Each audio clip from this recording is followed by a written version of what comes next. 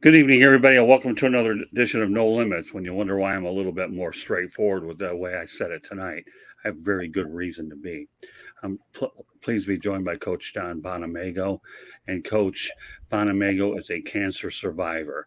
This is a disease I take very seriously. Okay, my grandfather died when I was 10 years old at the age of 55 and I was 10. And anytime I hear a cancer story, it makes me ill. It really, really, really does.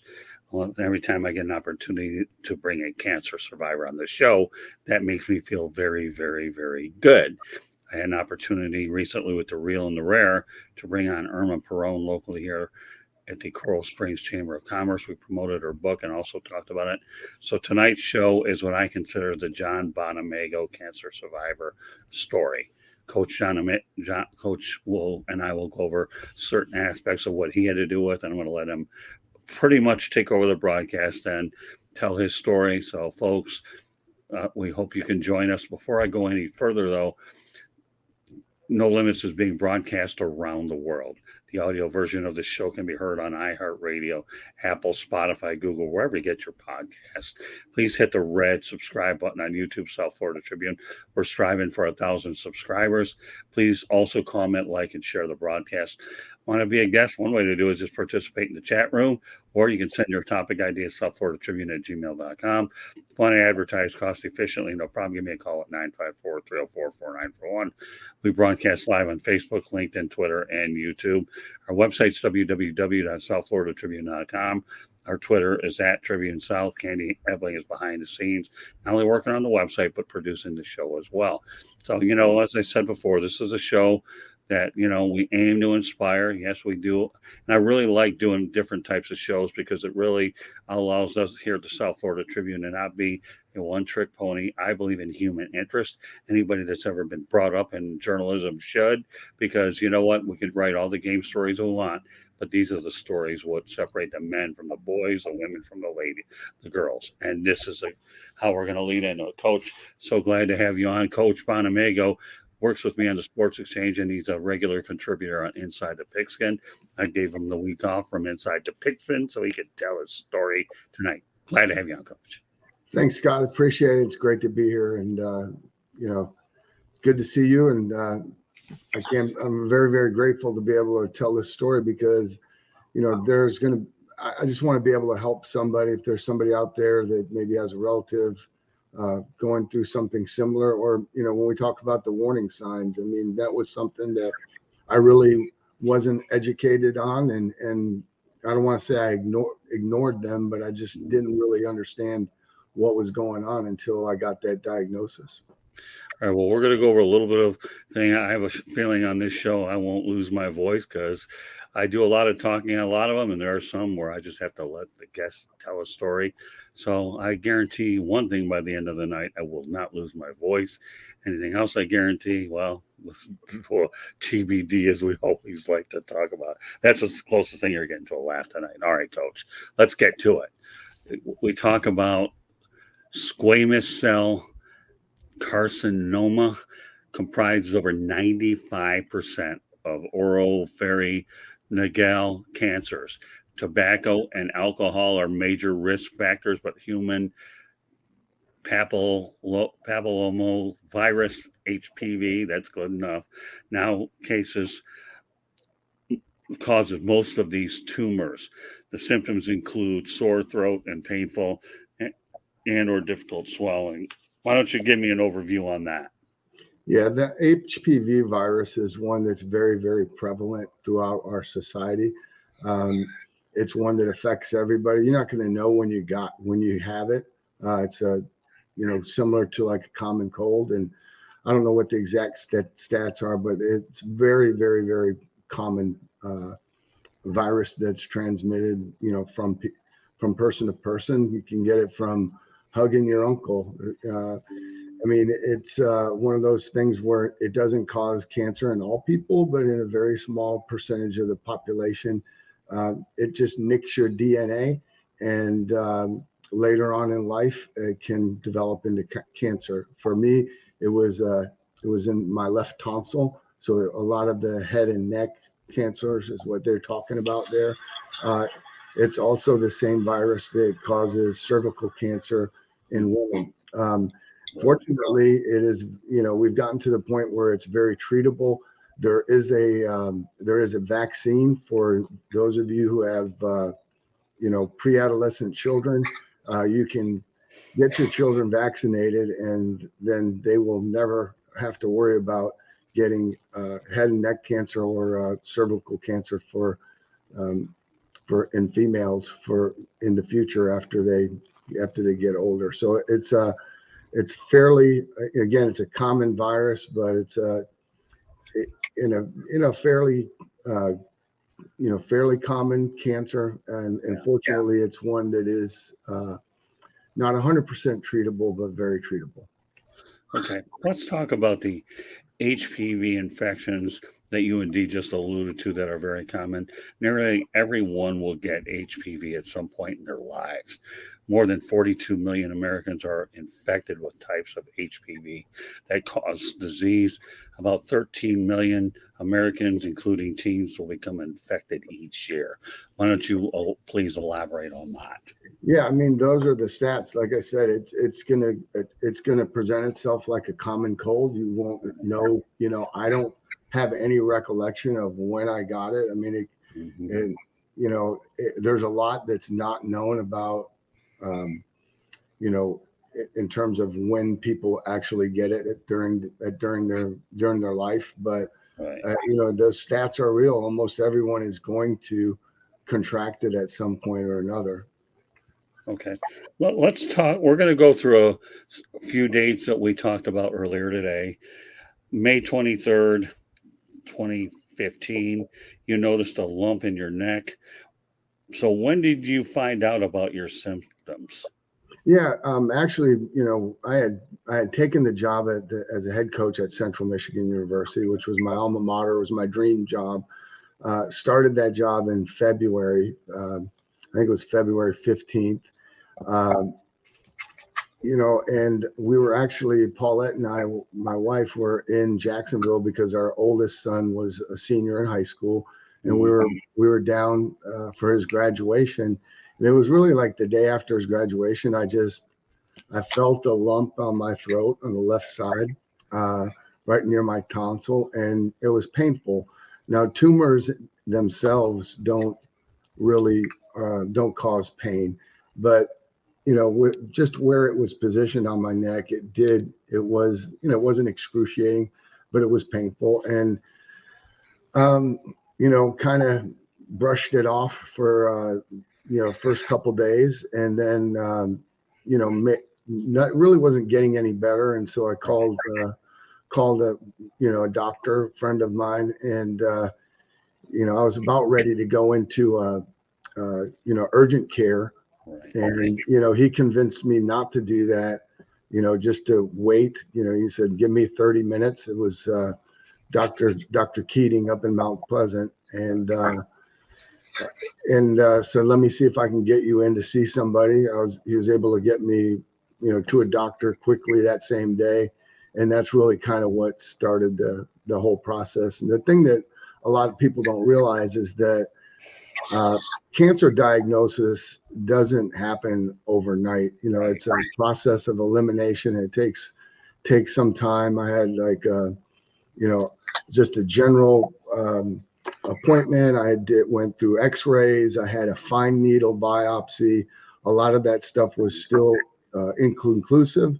And it really wasn't until I had my open neck biopsy. I don't want to steal your thunder, Scott, but on June 7th, I had a 4-hour operation where they went in and they explained to me ahead of time that they were going to take out as much as that they possibly could, of that tumor, that lump. But the doctor also said, you have a lot of nerve endings there. There's a lot of, arteries. We're going to get as much as we can, send it in for testing.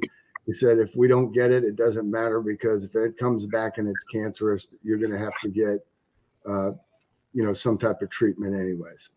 Well, like you said, the early stages of any cancer, let alone this one, are vitally important. You have to go through a process of elimination.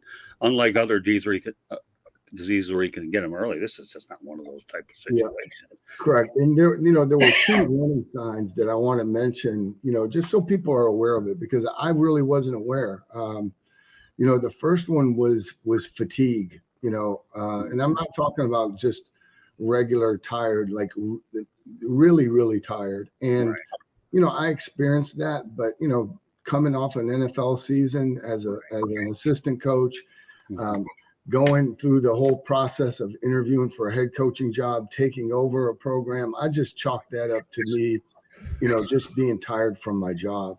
Right. Um, the other thing was for me in my case was night sweats, and night sweats are when you wake up in the middle of the night and you are just sweating excessively. Um, it's a little bit confusing, and everyone's different. In my case, it wasn't something that happened every night. It was probably, I don't know, I probably experienced maybe 3 or 4 episodes of it. And again, I was, we were moving from Detroit. We were in temporary housing in Mhm. Mount Pleasant, from Right. temporary housing to moving in. I didn't know if it was I had messed with the thermostat, what it was. I do remember one time vividly waking up and thinking to myself, why am I sweating so badly? So, Right. those two things, are very, very important early signs and indicators. And if you're experiencing that, if you have a spouse, a loved one, that don't let those things go unnoticed. That especially the night sweats, man, go get yourself checked out. Okay, when you got the diagnosis on June 14th, you were notified. What was your initial reaction when you did get it? Well, it was, I'm glad you asked that. I mean, um, the funny thing is, I was actually in Detroit. I was in the parking lot uh, of a high school, ready to go inside and speak to about 300 high school football players at the Sound Mind, Sound Body football camp. Right. And it took a week to get the biopsy Right. result back. So it was June 14th. I get the call, and the nurse on the line just said, you've got cancer. You have a squamous cell carcinoma, HPV. Right. Uh, you know, the oncologist in Mount Pleasant would like to see you as soon as possible. I mean, I was shocked, Scott. I mean, that's Right. something that you never really want to hear, and that I wouldn't wish on anyone. Um, there were a lot of things that were going through my mind. Honestly, the first one was I need to get home and talk to my wife. The second thing was I just had a lot of questions. I didn't know anything about the disease. Didn't know if it was treatable, curable, any of those things. Um, and the other thing that was on my mind in a big way was, man, um, we had a player at the time at Central Michigan a young man by the name of Derek Nash, who is extremely courageous, who was going through a battle of himself for the third time, and eventually, succumbed to that. So Wow. a lot of my thoughts were, okay, how am I going to handle this? How am I going to, what am I going to say to my team? You Right. know, um, and a lot of the questions didn't get answered until we got up and spoke to the physician up in Mount Pleasant. And then, from there it became, you know, we have to take a course of action. How are we going to release this? Mhm. I thought we did a really good job, with our athletic director, our leaderships, up in Mount Pleasant. Dave Hickey, our athletic director, who's Yeah. now the athletic director at Arizona. President Ross. I mean, basically, I went back down to Ann Arbor like 2 days later. They, took me in part of a clinical trial. Um, I had another, small biopsy there. Drove back to Mount Pleasant, filmed a press release, at around 11 o'clock at night. And then the following morning had a team meeting. And as soon as, so that, the players on the team, my team could hear it first. Mm-hmm. And then, as soon as that team meeting was over with, they did a press release. But, there's a lot of things that go through your mind there. You think about your family first, and naturally you have a million questions that you just don't have answers to while you're making that 2.5 hour drive back up to Mount Pleasant from Detroit. Well, how did your team react to the news that you had this? I think it was, they took it well. I mean, my message to them was, again, I wanted to be sensitive to Derek and his family. There are a lot of different types of cancers. There's a lot of different phases for it. I wanted them to know that. And basically my message to them was, I had already, by the time I had spoken to them, it was time to speak to them. Right. I had already made my mind up that I was going to, I was going to keep coaching. I was going to keep a regular schedule as much as I possibly could. And look, again, my administration, they offered, they offered, for me to take some time off, step away for a little while. And, Paulette knows this, my wife. I mean, I never really ever even entertained that. I had worked my entire career to get the opportunity to be a head coach.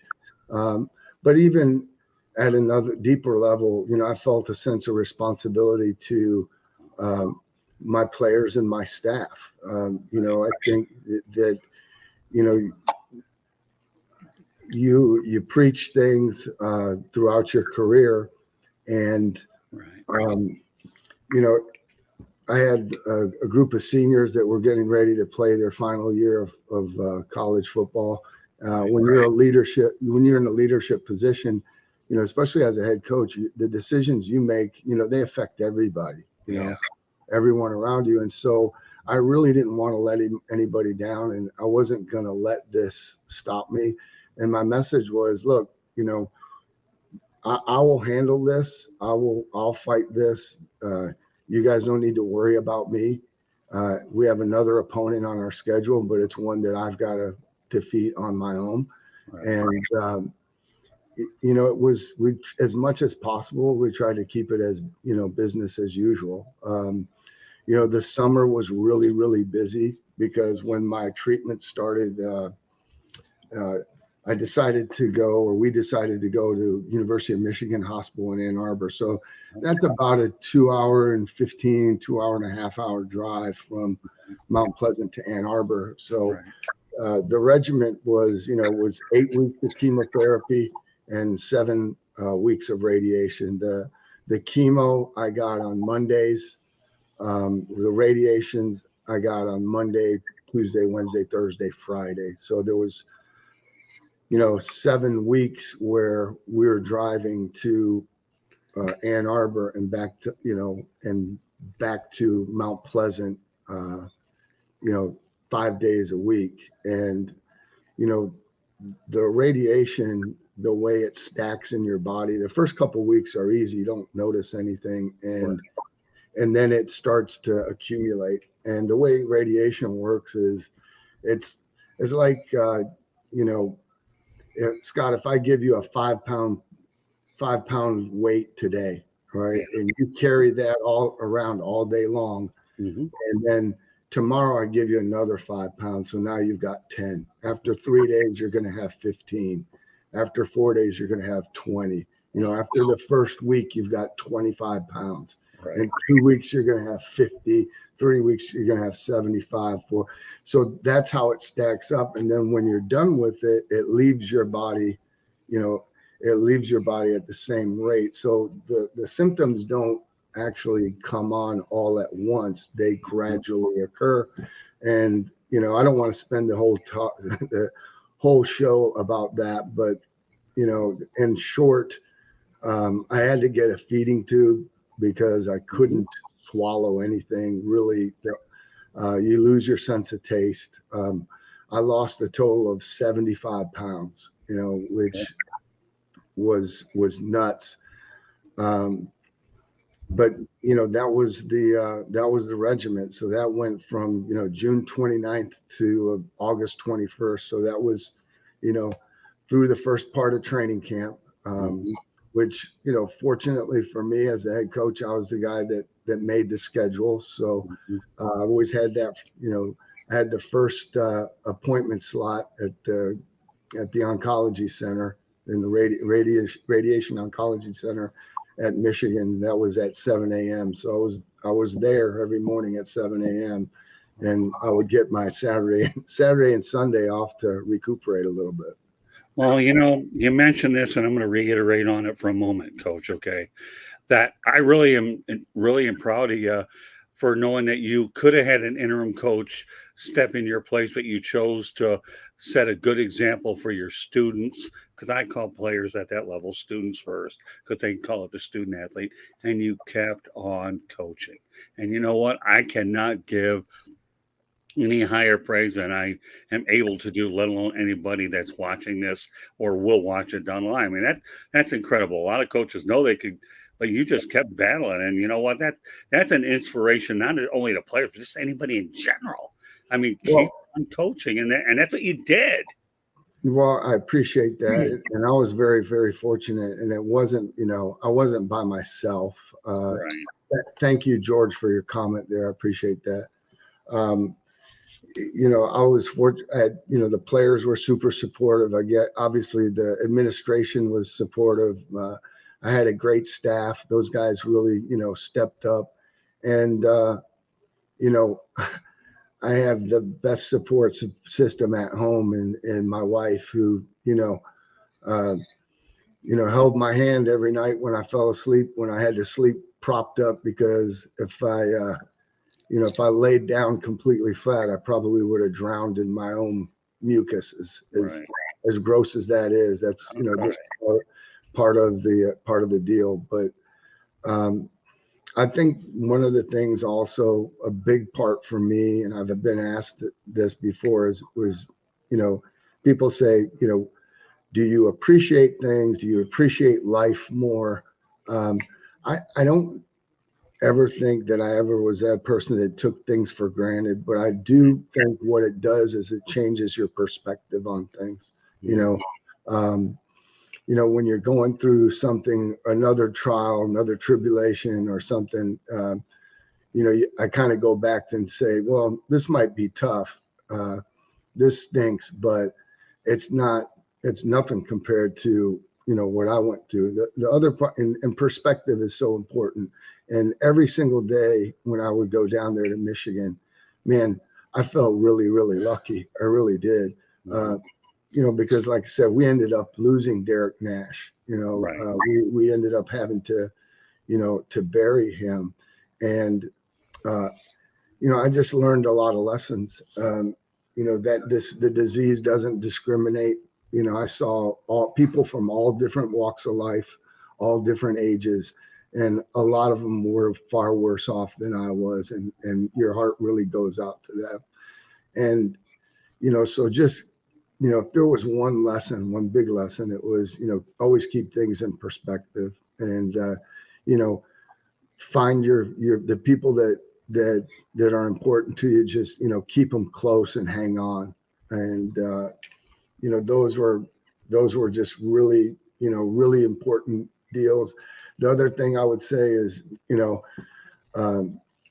don't forget that if you have somebody, a loved one or whatever, a friend, don't forget about the families. There was a lot of support for me, and there was a good amount of support for my family. But, I felt like,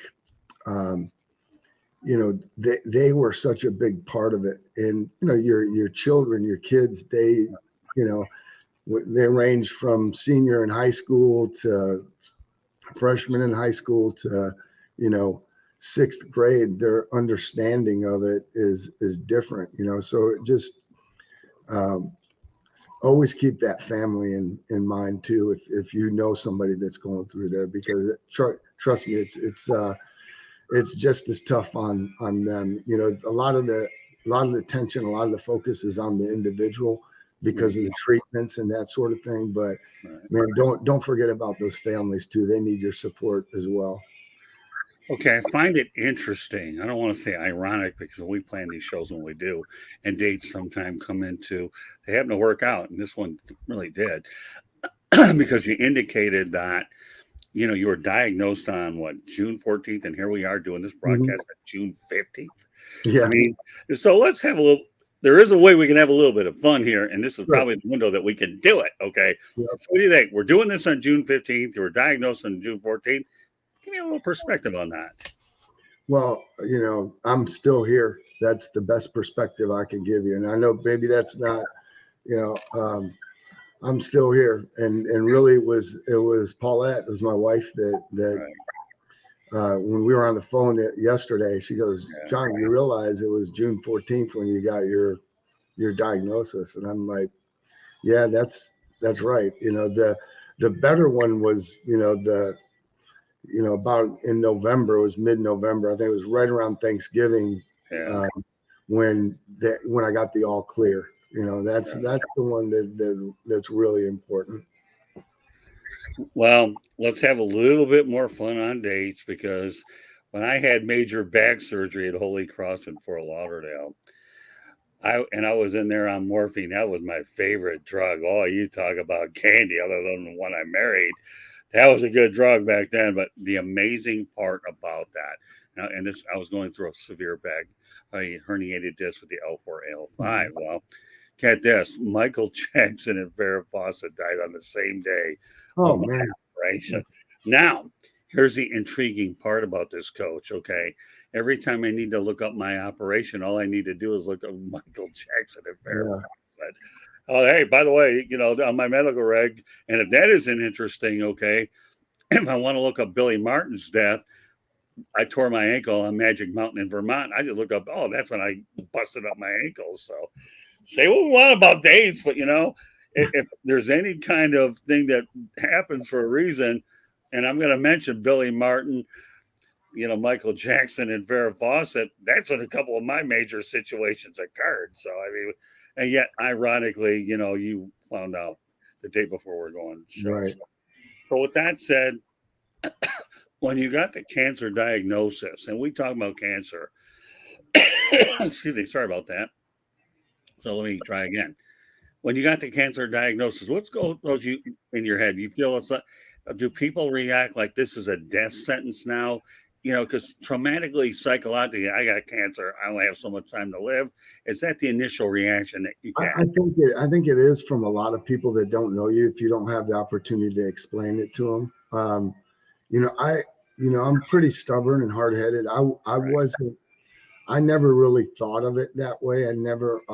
Obviously, maybe it's in the way back recesses of your mind, but I personally never allowed myself to, and Paulette would never allow me to flip that coin over to look on what was on the other side.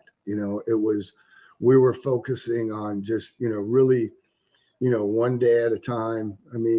Obviously, you're getting into training camp. Football, I think, was a great diversion for me. It was challenging because I would lose my voice really, really easy. You imagine, it's like having strep throat for 3 months, right? But yeah, I think your attitude is really truly the most important thing, because none of us, we can't control the circumstances that happen in our lives. We're all going to go through things, but what you can control is how you react to them. And if you let the diagnosis beat you, then you're done, right? So to me, I really approached it like a game. It's like it was an opponent. I was going to get this out of me at whatever cost. And again, I'm biased, but there isn't a better hospital in America that I could have been at, or in the world that I could have been at than U of M Hospital. I mean, Dr. Spector, Matt Spector was my, he's the head and neck cancer specialist there. I mean, he was phenomenal, just absolutely phenomenal in every sense of the way. And so when you have something and you're going to go, you're going to go to battle against something, you want to know that you have the very best team on your side. And I really felt confident in that. That gave me a tremendous amount of confidence that I was going to, I was just going to beat this, and that it was going to be something in my history. But I also knew, like, man, there's got to be a reason.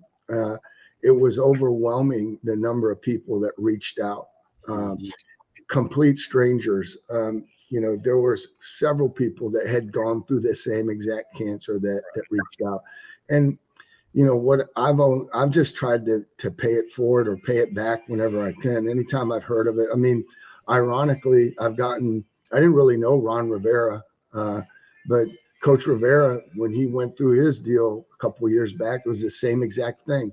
And I was able to hop on the phone with him because it was such a big advantage to me to have had spoken to people who had gone through the same thing. So you have a little bit of an idea of, what to expect. I mean, it's going to be tough going into it. You're not going to be comfortable. There's nothing fun. There's nothing easy about, radiation or chemotherapy.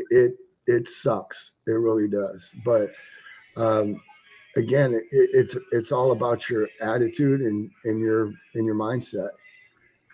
Hey, Brian, thanks for tuning in. It's amazing.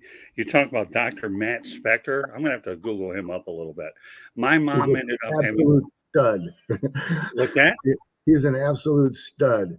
Yeah, I'm going to Google him up. I'd like a little bit more information about him. You never know if I may invite him to come on one day now and follow your lead. Anything's possible with me. You know that right now. Sure. But here's the thing. My mom went to the University of Michigan Hospital as well, and she was dealing with some serious COPD. I think they may have caught it a little too late. There wasn't much that they could do. But, I've heard a lot of great things about University of Michigan Hospital. When I had my major throat, I had a major reconstruction. I had to get mine done at the Mayo Clinic. And and you know what? I've never been to University of Michigan Hospital. I've heard nothing but good things about it. But me personally, Mayo Clinic, it's a place that I've always felt comfortable with because they have locations near Jacksonville, out in Arizona, and of course the big one out in Rochester, Minnesota. So, but no, I'm glad. I mean, amazingly enough, though, here you are having to take a 2.5-hour drive, and then you probably never dawned on you to go ahead and play YouTube music on there. Or are you a big believer in meditation? Yes, I am. Am I a huge practicer of it? No, I think that, I'm a big proponent of effective thinking and visualization. I think that and meditation fall very, very, very closely, hand in hand. As far as making the trip, down to Ann Arbor and back every day for, 5 days a week for 7 weeks, that is, when you're the head coach, you have, head coach privileges. So, luckily I wasn't driving myself. I had to, I set up a schedules. I had the GAs picking me up, I had my graduate assistants. That was, they'd pick me up at like, 4:45 in the morning, and we'd make the ride. So so you're telling me, being a head coach, you have those little extra privileges where you got graduate assistants. There's no question. Life, I really, really feel bad. At least I didn't have to drive myself.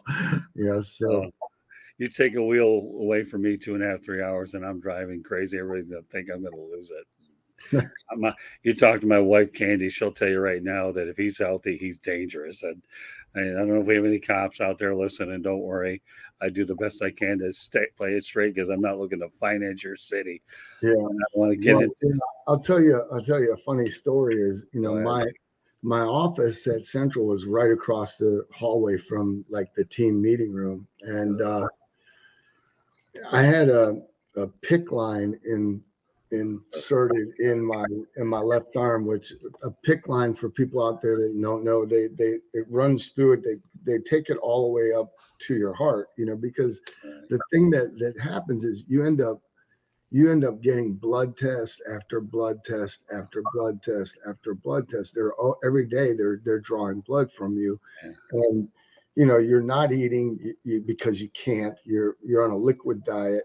You're losing weight. You're emaciated. After a while, it's hard to find a spot on your arm to draw blood. So they put a PICC line in. Well, the good thing about that is that one of the other benefits was they would be able to hook me up to an IV. So I was taking, 2 to 3 liters of fluid every day in between practices, so that I wouldn't dehydrate, right? Because that would have just made things worse. So this one particular day during camp, it's like I can't locate the trainer. I'm calling the trainer, like, he's got to come take this thing out of my arm. I can't find him. And, my meeting's getting ready to start in 2 minutes. So I'm not going to be late for the meeting. It's unacceptable for anybody, especially if you're the one running it, you're the head coach. It doesn't set a very good precedent. So I just took the IV stand in with me into the meeting and went about my business. I told the guys, look, it's just, fluid, don't, not a big deal. It's not. So I'm going through my meeting, and the IV bag's probably flopping around like a puppet. Well, when the IV's done, right, it works by gravity. By the time we're done with the meeting, the eyes and the players, their eyeballs, I didn't realize it, but after the fluid emptied out, well, it started to go back up, and it was starting to fill up with blood. Not a lot, it wasn't all right, but it was still, it was. I find it funny at this time that happened, but. Hey, listen, if you could make light out of that situation, I told you, you got a free form to say whatever you want, you can do it. The only thing I'm going to add to that is this, and everybody associated with medical, bodies weren't made to be treated like dartboards, okay? They're not. But unfortunately, the reality in medicine, modern or prehistoric, is dartboard 101, okay, and that's that. We don't want to sit here and get too creative with the visualization, but hey, you know what? It's this is an opportunity for you to tell your story, the good, the bad, and the ugly, and if we want to incorporate that story, go ahead and do it. So, all right, let's talk a little bit about the treatment program that you were involved in. I know you touched on it, Coach, okay, but now is an opportunity, if you feel like it, is to get a little bit more specific about what you had to do. And then we're going to talk about another fatality in a little while. But I just want to go through the actual chronological order. We talked about the June 29th, date. Well, so let's talk about the significance of that June 29th date, and then we're going to talk about some treatment as well. Yeah, June 29th is when I got my first chemo, first round of chemo. That amounts to basically you're sitting in a room with, a lot of other people, and you're just connected to an IV, and mine usually took about two hours or so. Yeah. And you're just sitting there, and then, the following week we started the radiation. The radiation really doesn't take that long. I mean, but to let you know the scope of this, at Michigan at the time, these radiation machines, they had 6 of them. And I think they're 20 million a piece. That's how much they cost. The walls are, they're 6 feet of steel. You're in there by yourself. You're strapped down to a board. They make you like a custom mask that they literally screw you down so you cannot move, and this thing goes around your head, and it it zaps you with radiation from different angles, which is part of the technology that enables you to, they wanted the big side effect with a lot of people that have gone through this in previous generations was the radiation would kill off your saliva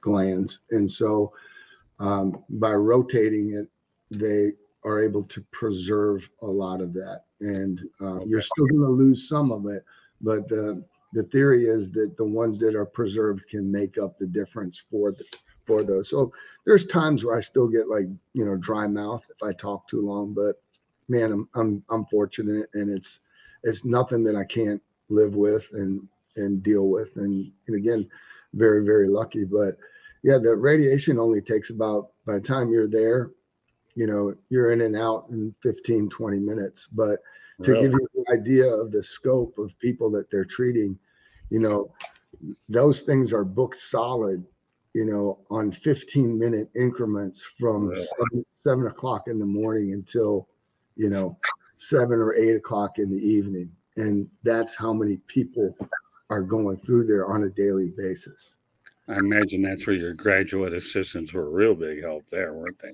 Yeah, I mean, just getting me there. Yep.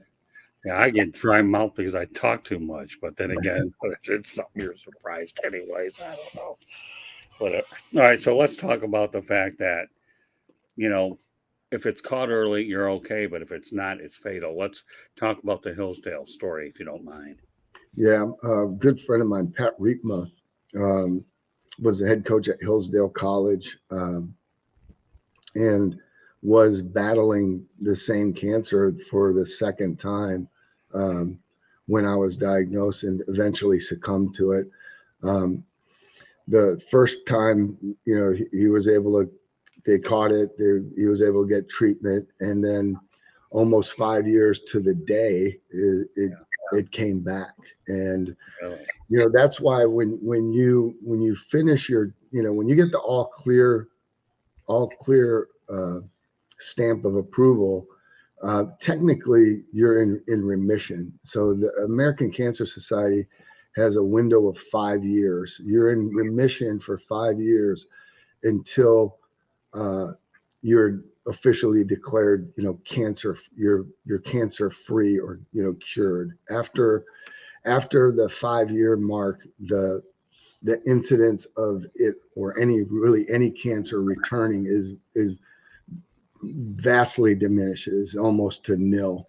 But so after the treatment, you're cancer free, but you're technically in remission till you hit that 5 year mark. So the first year you're still going in for a monthly checkup, and then it goes down. After year 2 and 3, you're maybe going every 3 months. Year 4 and 5, it's a 6-month checkup, and after year 5, now I never have to go back. Wow, good story. Unfortunately, for the coach at Hillsdale College, it didn't really end that way. And Coach Rima was a great guy, great mentor. He was a graduate assistant at Central Michigan when I was a player. He was a Hillsdale grad, and just a really great man. It was tough losing him. Yeah, how old was he when he passed on? Well, he was older than I am, so I'm going to guess he was in his, mid-50s. Okay. Just curious. All right. I want to ask, is there anything else you want to talk about this? I mean, the floor is yours to say whatever you want. I just want to make sure we got a lot of the particulars all the way through. Yeah, I just go back to the lessons learned. The first one I would say is, adversity, cancer doesn't discriminate. Right. It affects everybody. I mean, that was the hardest part, I think, going there every day was seeing the young kids, and just really the amount of empathy you want to have for the not just the child, but the family. The second one, lesson 2 is, in life, you find your rock and hang on, find your support system. For me, it's my wife. She was a rock star, but no pun intended. But it was find your rock and hang on. the next thing I would say is, I said it before, is you'll never be able you'll never be able to completely control the circumstances that occur in your life, but what you can control is how you react to them. So your attitude in all things is really the most important thing. Find a reason to look forward, find the positive in any situation that you're dealing with, because 10% of life is what happens to you, and 90% of it's how you react to it. Those are facts. I just really believe that. And then, the last thing is, like I said, the adversity, or excuse me, just perspective. And adversity and perspective to me go hand in hand. It's like, no matter what you're dealing with, there's going to be somebody out there that's worse off than you are. It's just, today might be a bad day, but man, tomorrow's going to be better. And even though today was bad, it's not as bad as, maybe what happened back then. So, just try to keep a perspective on things, because there's always one more game, one more play, one more opportunity somewhere on the horizon. And so just, keep it all in perspective. That's really the most important things. And that's my message. And, have empathy for those people, have empathy for their family. That's the best way that you can show support. And just remember those warning signs. And if you experience something, don't ignore it. Don't blow it off. Go get it checked out, because obviously 100% what you said, early diagnosis is the biggest factor in beating it. I was fortunate, that number one, we caught it early. Number two, it was very treatable. Number three, I had a great support system around me. Number four, I had an unbelievable team of medical people, and we were able to beat it. It's not easy. It wasn't easy, but I mean, if I can do it, anybody can. Great story. Ironically, I was talking to my Aunt Nancy Spector today. I was telling her about my concussion issues, where I have second impacts, second impacts, symptoms, I think it's what they call it. Anyways, and she's trying to advise me to get the Botox. So I have one scheduled right now. The insurance is getting in the way. Hopefully we'll ultimately get it. Yeah. But she was telling me, just if there's ways that they'll get it to you if you write them a nice letter. And I told her, I really enjoy branching off to not only do sports stuff, but off different things. And yet here I am. But by the way, she's not related to Dr. Matt Spector, or she is. I don't know about it yet. Who knows? But Spector breeds Spector. I mean, when you have a common name, you have a common name.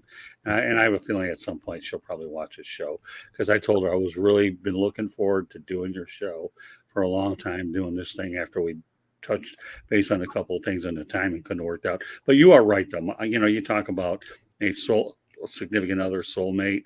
My wife, Candy's been with me 10 years, and she's probably seen just about every hospital in South Florida with the way I've been getting banged up. And she just, the only thing she has in common with Aaron Rodgers is she does relax, okay?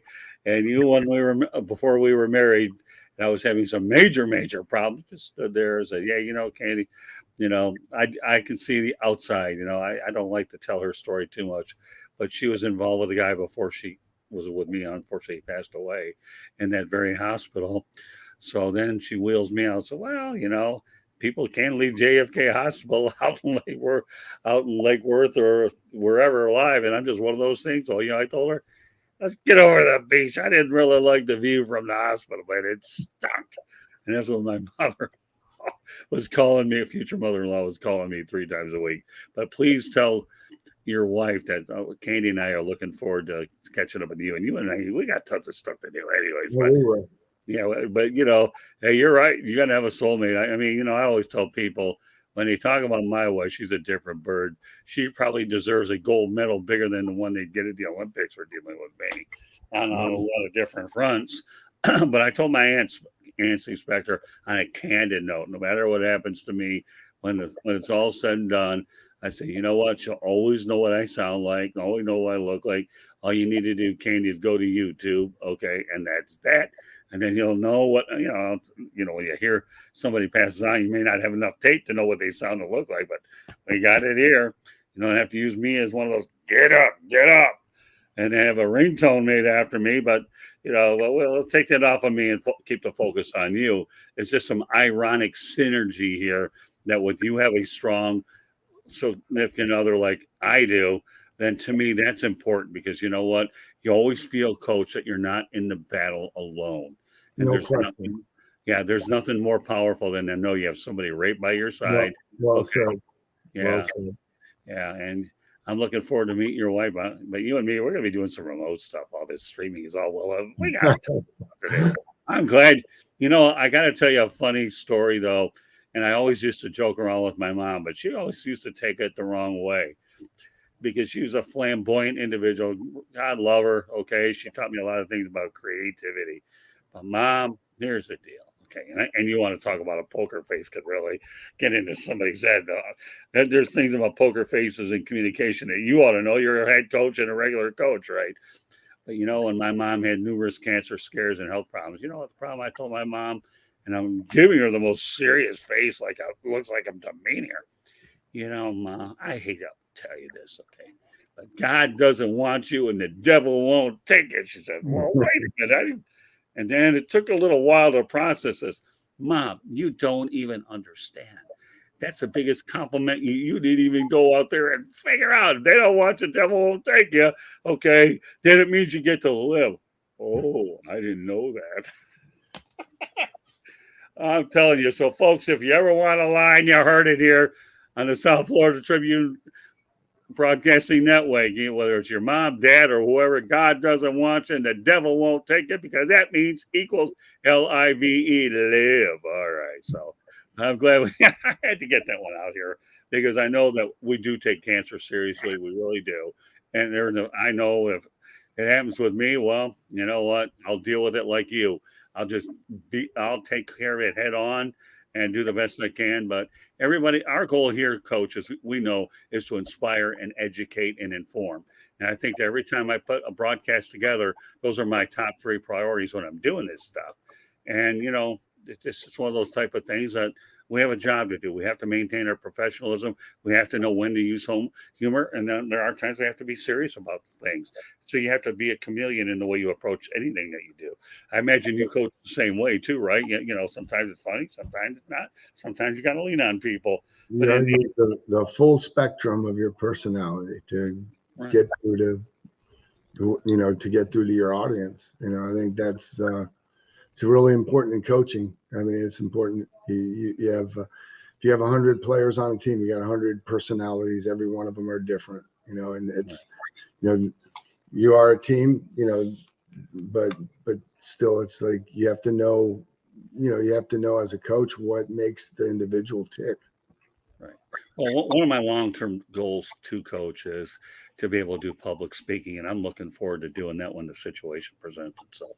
I like taking a index card with just a bunch of things on there and my own bad chicken scratch. Okay. Every once in a while, if my neuropathy doesn't kick in, or long before I had this stupid stuff anyways, I used to write it on there and I used to have bullet points, 1, 2, and then I go in front of a mirror and boom, there you go. That's your speech. Everybody's looking like, we got this 8.5 by 11. We got to read it like a monotone robot. No, I don't have anything but a darn robot, man. I just put it out there. Let's go out there and but it's those types of things where you have to be able to incorporate what you do. And I think the one thing I could close the show on, though, is I'll tell you right now, you working at Central Michigan, coaching under those adverse circumstances, what you were able to do with your student athlete was, you know what? I'm in a tough situation right now, but I'm going to fight, and I expect you to do the same. So if you talk about the ultimate cliche, let's turn a negative into a positive, I think that's probably the one thing the message you were looking to aim towards your students, wasn't it? Absolutely. Yeah. I mean, there's times that, you have to put up or shut up. If you're going to talk the talk, you have to walk the walk. But again, for me, there wasn't even a decision to be made. It was about, I didn't want to, I didn't want to let anybody down, for this, again, you have a lot of people depending on you when you're in that position. Your decisions affect everybody. Right. Well, I mean, like anything else, you know what? Ernie Harwell once taught me a little thing of the title: if you can't stand the heat, get out of the kitchen. Yep. I'll tell you what, though, with cancer, you can't get out of the kitchen. You have to stay in the heat because it's a matter of survival at that point. Yep. But, I'm glad that we had a chance to tell your story. Let me go out there and, in case you didn't hear it the first time, No Limits is being broadcast around the world. The audio version of No Limits can be heard on iHeartRadio, Apple, Spotify, Google, wherever you get your podcast. Please hit the red subscribe button on YouTube, South Florida Tribune. We're striving for 1,000 subscribers. Please also comment, like, and share the broadcast. Want to be a guest? No problem. Give me send your topic ideas to southfloridatribune@gmail.com, or you participate in the chat room.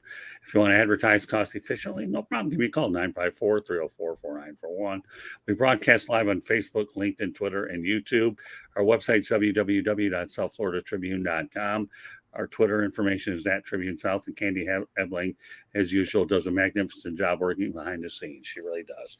What she does to get all of our shows up there, the construction of the website, building it from the ground up, from scratch. I mean, she's just a marvel. And more importantly, if there's the way I look at it, when it comes to putting somebody on a high pedestal, she definitely deserves it. And I'm sure you feel the same way about your significant other. So you know what, folks, I really enjoyed doing this edition of No Limits. I enjoyed doing a lot of them anyways.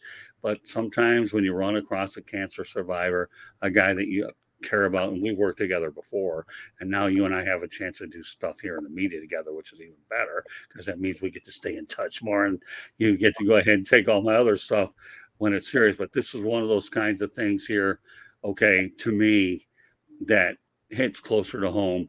And I'm glad, Coach, tonight you had the opportunity to tell your story, because I'll tell you what, like you say, whether you go to a seminar or whether you go to a public speech or anything, if you can inspire one individual, okay, then you've gotten your job done. And it's so, so important.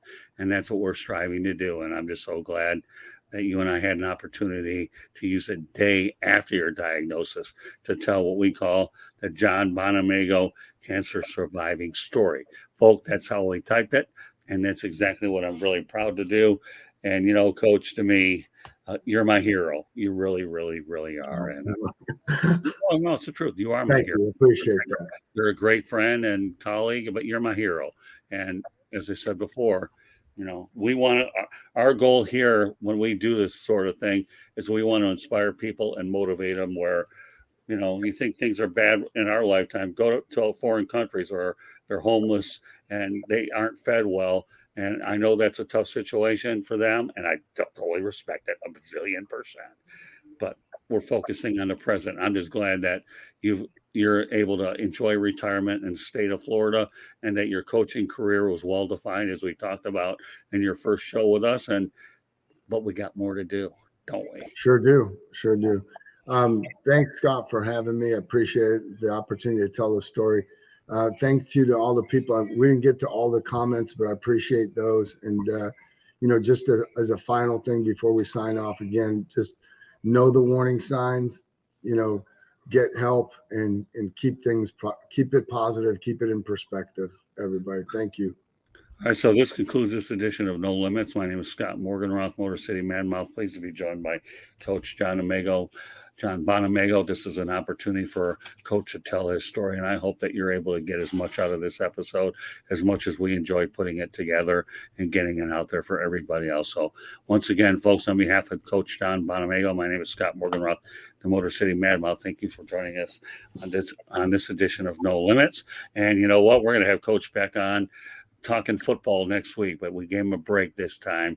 But now we're going to get back and talk some gridiron real soon. So good night, everybody. And once again, thank you for joining us.